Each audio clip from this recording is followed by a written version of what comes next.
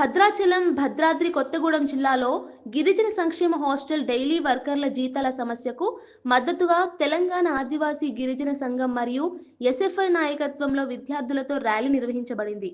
జిల్లా కమిటీ సభ్యులు కుంజ శ్రీను, ఎస్ఎఫ్ఐ నాయకులు రవీందర్ పాల్గొని రాష్ట్ర ప్రభుత్వం గత 35 సంవత్సరాలుగా గిరిజన ఆశ్రమ పాఠశాల హాస్టల్స్లో పనిచేస్తున్న డైలీ వర్కర్ల జీతాలను తగ్గించడం తప్పుగా ఉందని, ఈ చర్యల వల్ల గిరిజన కార్మికుల కుటుంబాలు రోడ్డున పడే పరిస్థితి ఏర్పడుతోందని వ్యతిరేకించారు.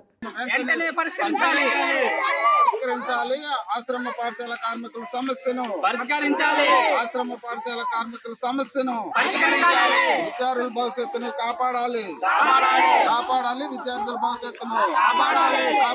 విద్యార్థుల భవిష్యత్తును కాపాడాలి. విద్యార్థుల భవిష్యత్తును ఆశ్రమ పాఠశాల కార్మికుల సమస్యను ఆశ్రమ పాఠశాల కార్మికుల సమస్యను విద్యార్థుల భవిష్యత్తును కాపాడాలి. విద్యార్థుల భవిష్యత్తును కాపాడాలి. విద్యార్థుల భవిష్యత్తును కాపాడాలి. విద్యార్థుల భవిష్యత్తును కాపాడాలి. విద్యార్థుల భవిష్యత్తును కాపాడాలి. విద్యార్థుల భవిష్యత్తును కార్మిక సమస్యలు పరిష్కరించాలి. ఆశ్రమ పాఠశాలలో పనిచేస్తున్న కార్మికుల సమస్య పరిష్కారమే. ఆశ్రమ పాఠశాలలో కార్మికులుగా పనిచేస్తున్న వర్కర్స్లకు జీతం గతంలో ఉన్న జీతం కన్నా ఇప్పుడు తగ్గించారు. అలాగే వాళ్ళకి టైం స్కేల్ అనేది లేదు.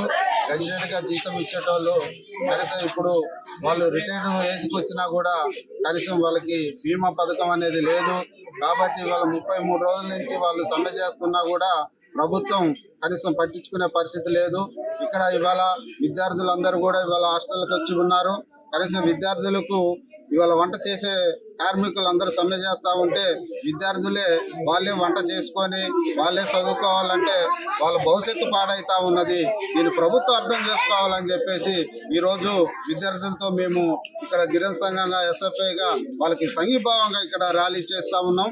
అలాగే ఇక్కడ మన ఆశ్రమ పాఠశాలలో ఉన్నటువంటి విద్యార్థులు వాళ్ళే వండుకొని వాళ్ళే తినాలంటే వాళ్ళ భవిష్యత్తు పాడవుతుంది. కాబట్టి దీన్ని ప్రభుత్వం ఆలోచన చేసి ఆ కార్మికుల ఒక న్యాయమైన డిమాండ్ని పరిష్కరించాలని చెప్పేసి ఎస్ఎఫ్ఐగా గిరిజన సంఘంగా మేము ఈరోజు డిమాండ్ చేస్తూ ఉన్నాం.